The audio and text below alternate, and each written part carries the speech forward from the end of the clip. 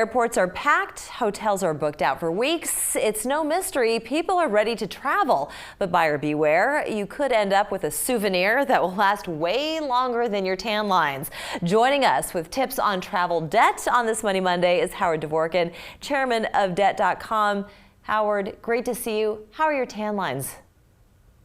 My tan lines aren't doing so good. I'm breaking out the Speedo in a few weeks, and we're going to work on those. But Leyla, I got to tell you, I was just in an airport, and it is busy, busy, busy.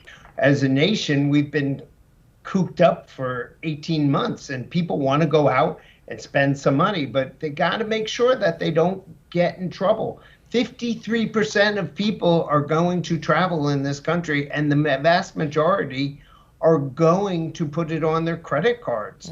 And that's going to cause them trouble, not necessarily right now, but when the bills start rolling in. So people have to take some steps to make sure that they don't bust the budget in order to meet their desires. And you're familiar with this study that was just done. About 2,000 Americans were surveyed, and they plan to spend an average of about $2,400 on trips this summer, which doesn't sound like a lot of money. But then if you say that everyone's going to be putting it on their credit card, what is that going to look like by the time the holidays roll around? Well, it's interesting. Americans spent the last 18 months actually paying down their credit cards. But at the same time, now they're going and they're traveling, and it's probably going to end up costing them a lot of money, because you not only have hotel airfare, which is sky high, but you also have rental cars, and you have to eat. So that's going to be a challenge. And some people have not paid their mortgages in maybe a year or more, and maybe their car payments and student loans have been deferred. So all of this is going to merge together in September, and I think the people are going to really be having a tough time making ends meet going into the late fall and maybe even first quarter 2022. Well, you've got several tips for us, the first of which is research the rules. What do you mean by that, research the rules? Listen, right now we are still in the pandemic state of mind. So the rules that applied years ago aren't the same.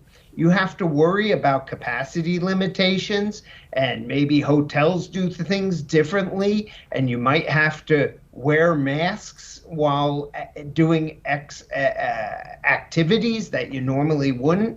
So you have to understand that you will have to make reservations early and have some contingency plans to make sure that you don't get stuck staring at the ceiling in the hotel room. And you do need to have a backup plan as well. That's another one of your tips for places that don't accept reservations. Make a list so that you know what you're getting into before you actually get to your destination.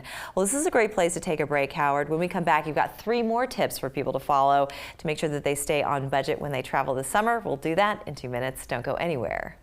We are back with Howard Dvorkin, chairman for DEATCOM, and we're so glad to see you again. You never stopped traveling all during the pandemic. You're a busy, busy man. But for the rest of us, we've got a lot of pent-up energy that we want to just release and go see some new vistas. But it can get us in trouble, you tell us, because we could find ourselves in a world of debt come the fall. With traveling right now, because I am pretty well traveled, there's a lot of tension out there between the pandemic and bookings and over capacity and standing in line. Just go with a clear head. Know that you're going to spend some extra time, and there's going to be some ups and downs, and nothing's going to go smooth, and you'll have a much better vacation doing that. If you don't find those deals, or you're not capable of going online, go use a travel agent, and they can point you in the right direction. They know the deals, and they know the places that may not be as busy. There's going to be great deals out there. Cruise ships right now are giving cabins away just to get their capacity and just to get the dollars rolling. Also, people should go and look for travel insurance. If you're spending a lot of money, go through and maybe get travel insurance, and maybe not on the airlines because right now they're pretty forgiving, but some of the hotels and some of the trip companies may not be so forgiving, and you have to be careful that if you, God forbid, you got sick, that you don't lose all your money because you don't have this travel And that's interesting insurance. because that's something that a lot of people end up not wanting to spend their money on, but it could actually help you in the long run. Last tip, Howard, examine change and cancellation policies. So it kind of goes hand in hand with insurance.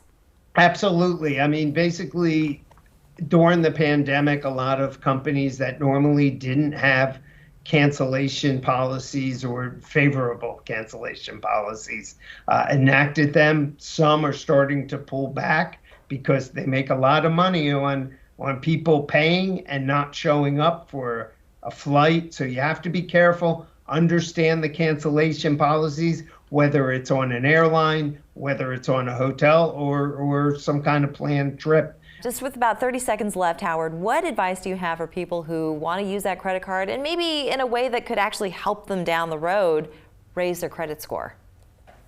Well, a couple of things. Number one, when the bill comes in, pay it. Yes, pay your bill off when it comes in. How do you get out of debt? Don't use credit cards, pay cash. But when you use credit cards, pay off your card. Also use reward